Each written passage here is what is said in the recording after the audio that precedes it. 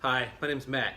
I'm going to teach you guys how to properly hold a pistol, or give you the best method for holding a pistol. All right, we're going to keep you accurate, on target, quick and fast. Remembering that an incident that could occur for you to actually pull that pistol to fire on someone happens within 3 feet of you and in 3 seconds. So you have 3 seconds to react to somebody coming at you at 3 feet.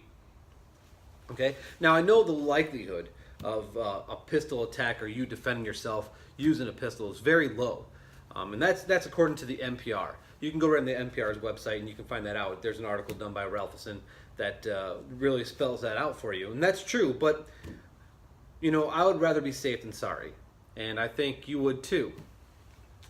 All right, so once again, I'm a firearms instructor. I've been a firearms instructor for the government for most of my adult life, stemming back to when I was a soldier in the Army, and then over the last 8 years as a civilian, I've trained tons of Navy SEALs. I've trained Green Berets, soldiers, sailors, airmen, you name them, I've trained them. So I've got a lot of experience, and on top of that, I'm an NRA certified instructor. I own my own company, and this is something I love to do and I'm passionate about, because learning how to properly maneuver a weapon, how to properly fire a weapon or a firearm is the difference between saving your life or not. So it's real simple. Most people have learned over the years a tuck thumb method, which I'm going to try to get you guys to get away from. So I got my little prop here. All right, it's just a little rubber ducky. That's what we call them in the military. It's just a rubber gun. And the first thing you're going to do is you're going to take your hand like this. All right, palm open. You're going to make that nice L shape. All right, once you do that, you're just going to put it flat, and I want you to put it right in the heel, right underneath the hammer mechanism for this gun. All right, everybody can see that? All right, you're going to fit nice and tight. Everything's going to be nice and tight. You want to hold this gun like it's part of you. All right, it should be part of you. All right, so we grab it nice and tight. You guys see, right? I'm going to wrap my fingers around nice and tight, keeping my trigger finger high away from the trigger well. All right? Then on the other side, you can see there's orange space occupied. You have my thumb down here. Now the old grip was like this. You tucked your thumbs. All right? And there's nothing wrong with that. It's just you're not as accurate. All right? So we want to maintain our accuracy. So all you're going to do is you're going to put that thumb up. You're going to have all this space right here. And what I want you to do when you're doing this, I want you to take whatever is your non-firing hand. So if you're right hand dominant, if you're going to pull the trigger with your right hand, your left hand, that palm needs to occupy the rest of that space. The whole time, when you grab onto your gun, you want to make sure that you get your wrist as high as possible on this gun, okay? So I get nice and tucked in. I'm going to take my non-firing hand, occupy all this handle space. All right, so I'm going to put my palm nice and high wrist. All right, what I mean by that is your pinky, you're going to try to point to the ground, all right, when you're going to occupy it. What that's going to do, it's going to allow you to get your palm all up in there, all right? So you're going to put your palm on here, you're going to hold it, and your thumb, this is called the thumb straight forward position. All right, and all you're going to do is put your thumb straight forward on the upper slide. All right, and this is your upper slide. Thumb straight forward, and you're going to wrap your fingers around your other fingers. Now, it's okay. You can use your index finger on the trigger well if you have small hands. I have smaller hands, so I don't do that, but you can if you have smaller hands. When you get too big of hands, what happens is you wrap all the way around, and you don't want to wrap all the way around, all right, because that's when you're going to get pulls. So once again, we're going to grab this nice and easy, just like that.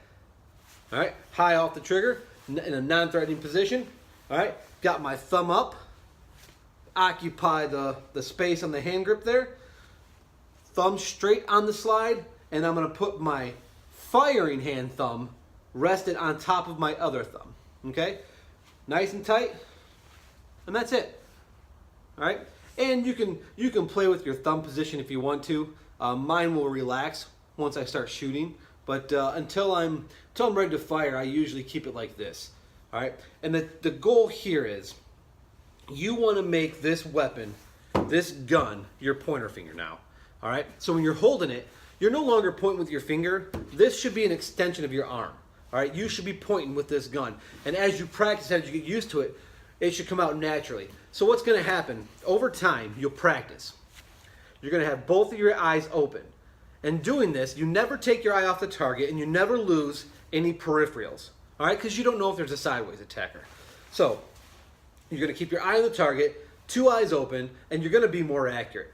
The theory behind this, the theory behind having so much hand on the gun is you want to control the gun. You don't want the gun to control you. So think about a knight that would have this huge, long broadsword. He wouldn't just grab the very base. And oftentimes the handle was so long that, you know, they would have a space in between hands. All right, but he wouldn't just grab the base. He's not in control of that weapon. All right, and it's the same concept for this firearm. Okay, so I'm going to show you one more time. All you're going to do, make the L. You're going to flip it down and you hold tight, right? Right to the heel, underneath the hammer mechanism. Wrap your fingers around, nice and tight, nice and tight. All right, and you're going to put your trigger finger high, all right, away from the trigger well. While you have it hold like this, you're going to take your firing thumb, stick it up. This gives you all the extra space to occupy with your non-firing hand. Remember, you want your wrist as high as possible, pinky feet are pointed down, all right? Occupy as much space on that gun as you can with your palm, all right? And you're going to hold nice and tight. Eventually, your thumbs will relax, but once again, that's the straightforward thumb position. The reason why I chose this video is, one, I'm very well versed with the firearms, obviously, but I want you guys to understand that 3 feet in 3 seconds is not a lot of time. It happens in a flash. And a lot of the times, you don't have time to pull that weapon out. And then if you don't have a nice hold on that weapon, if you've got those thumbs tucked in and you're not occupying as much space, you're not going to be accurate. That allows way more room for movement. Not to mention trigger pull. That's a different class though. So, I want to tell you, the way you hold your pistol determines how safe, how accurate, and how much in control you are of that firearm. All right? And because you now know, or hopefully you know, that how to properly hold that gun, it's going to decrease the target's missed and increase the target's hit. All right? So we want to strive for that one shot, one kill mentality. I know that sounds a little brutal, but that's what we say in the military. One shot, one kill, and we mean that because sometimes you don't have a chance for a second shot.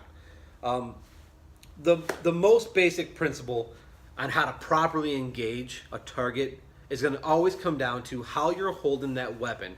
It could be your pistol, it could be a rifle, it could be anything. If it's a baseball bat, all right, it comes down to how you hold the weapon. I've seen a lot of times that it's just that one shot because they weren't accurate, because they weren't holding it properly. You know, that not that they lose their lives, but you know, they put themselves in severe danger. And I want to get away from that. I want to teach you guys. I hope you guys have learned, you know, in a quick manner. This is normally an 8-hour class. In a quick manner, how the thumb straight forward method is more accurate.